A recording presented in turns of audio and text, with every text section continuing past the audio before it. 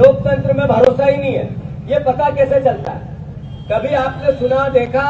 इससे पहले इतने साल से 75 साल से लोकतंत्र है। दुनिया भर में भारत को देख के कई जगह लोकतंत्र आया, पर 11 राज्यों की सरकार लोकतंत्र की हत्या करके विधायकों का दल बदल करवा के विधायकों को खरीद फरोख्त करके इनने गिरा दी। तो ये लोकतंत्र के लिए खतरा नहीं है तो क्या है?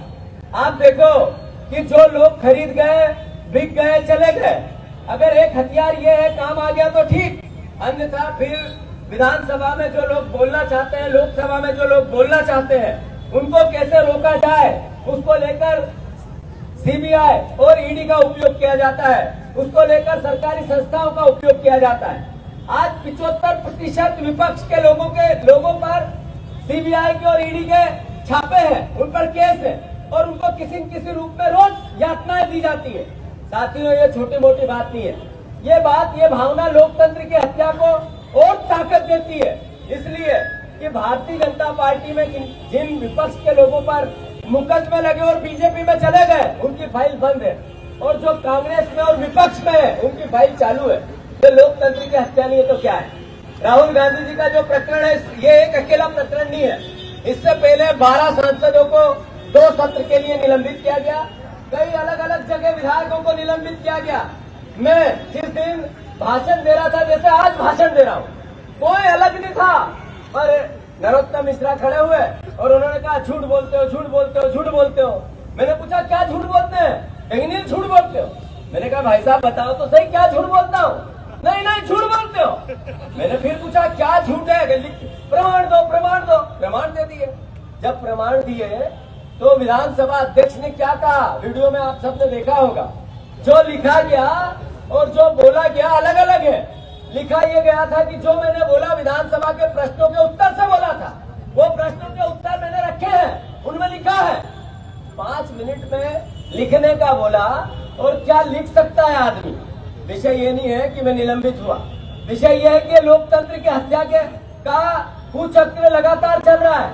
राहुल गांधी की गलती क्या थी?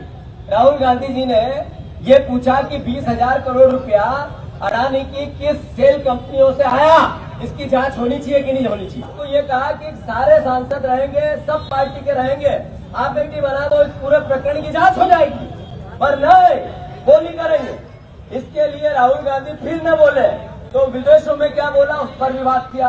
फिर जब देश में वो आए तो उनको ये कहा कि मुझे बोलने का अवसर दो, तो लगातार 3-4 बार प्रयास करने के बाद कोई अवसर नहीं है। तो फिर ये लोकतंत्र की हत्या नहीं है तो क्या है? राहुल गांधी जी उस संसदीय क्षेत्र जहां से वो चुन के आए हैं, उसका 10 लाख 20 लाख लोगों का प्रतिनिधित्व करते हैं, अकेले नहीं बोलते। जब मैं विधायक हूँ और मुझे सस्पेंड किया तो मुझे ही नहीं किया, पूरी राव विधानसभा के सारे परिवार के वो लोग जिन्होंने मुझे 2 लाख 2.5 लाख लोगों ने चुन के भेजा, उनका अपमान किया। तो साथियों, ये बात हमें समझनी पड़ेगी कि ये लड़ाई नॉर्मल और छोटी नहीं है। ये लड़ाई हिम्मत और ताकत की, जज्बे की, और इसके लिए सबसे जरूरी जो हथियार है, एकजुट रहने का, एक परिवार के रूप में रहने का। लोकतंत्र को बचाने के लिए कांग्रेस पार्टी ने जो बलिदान दिए हैं वो किसी से छुपे हुए नहीं है। देश की आजादी से लेकर देश की उन्नति तक जिन्होंने शहादत दी, उनके बेटे को ये राजद्रोह कहने लगे, राजद्रोही। राहुल गांधी को लेकर क्या क्या शब्द नहीं बोले, ये भावना आपको और हमको सबको पता होनी चाहिए। मैं बस इतना ही अनुरोध करना चाहता हूँ, अरे इस देश में 70% लोगों ने नरेंद्र मोदी को वोट नहीं किया है, 30% लोगों ने ही नरेंद्र मोदी को वोट किया। तो जो 70% लोगों जो प्रतिनिधित्व करते हैं वो सवाल नहीं करेंगे, वो ये नहीं पूछेंगे कि आपकी ये कमियां हैं, वो ये नहीं पूछेंगे, निंदा नहीं करेंगे कि मोदी जी आपने 2 करोड़ रोजगार का कहा था क्या हुआ, किसानों की दुगनी आय का कहा था क्या हुआ, आपने $5 ट्रिलियन की अर्थव्यवस्था का कहा था क्या हुआ। ये सवाल नहीं करेंगे तो कौन करेगा? साथियों, ये वो 70% लोग जो इनके अगेंस्ट है, उनका भी अपमान करते हैं केवल सत्ता के दम पर, तंत्र के दम पर। तो ये बात हम सबको समझ में आनी चाहिए कि जब रावण था, मैं पहले भी कह चुका हूँ पंडित जी, रावण था, रावण जिसकी सोने की लंका थी।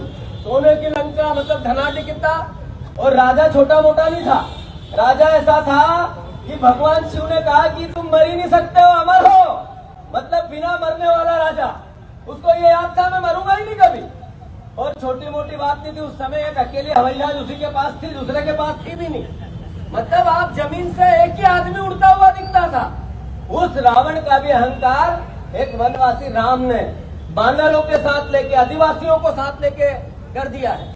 तो आप तो इतने बड़ी फौज और इतना बड़ा देशभक्ति का जज्बा कांग्रेस पार्टी के पास है। मैं सबको साधुवाद देता हूँ, धन्यवाद देता हूँ। और अभी तो पंडित जी की भाषा में फिर से हमारे सबसे सीनियर नेता है कि जेल भी जाना पड़ेगा, जेल में रहना भी पड़ेगा, आंदोलन भी करने पड़ेंगे। जरा मन को पक्का करना सीखो। ये विधायक राहुल गांधी को सांसद चुन के आया और घर भेज दिया, ये छोटी मोटी घटना नहीं है। तो आपका और हमारा जो हम पार्षद, विधायक और मंत्री और सरकार बनाना चाहते हैं, ये ध्यान रखिए इस बात का कि बिना युद्ध से कुछ नहीं मिलता है और बिना कुछ किए हम सब पाले ये होता ही नहीं है। लड़ना, पंडित जी कई बार जेल गए, उस समय के महेश जोशी जी, रामेश्वर पटेल जी, चौकसे जी कई बार जेल गए, डंडे खाए, पंचायती मार भी पड़ती है नेतागिरी में। हाँ, ये देखो यादव जी गए, कई लोग गए। हमारी पीढ़ी के लोग इसमें थोड़े से अरे क्या होगा, केस लगेगा, जेल नहीं चले जाए, घर का क्या होगा, घर की चिंता छोड़नी पड़ती है। घर परिवार की आफत विपत को थोड़ा कंट्रोल करना पड़ता है। हर तरह की यात्रा के लिए अपने आप को तैयार रखो। 100% नरेंद्र मोदी हारेंगे, 100% हारेंगे। कोई रोक नहीं सकता। तेल चाल बताती है कि गाड़ी कहाँ जाने वाली है, चाल बता रही है कि ये टकराने वाले हैं। राहुल गांधी को सस्पेंड करना, निलंबित करना, सारे विपक्ष के लोगों को भ्रष्टाचारी कहना, देश में किसी की सुनना नहीं, जो बोलेगा उसको अलग अलग तरीके से तांत्रिक क्रियाओं के साथ ठीक करते हैं। तो इसका मतलब है उनका अंत होने वाला है।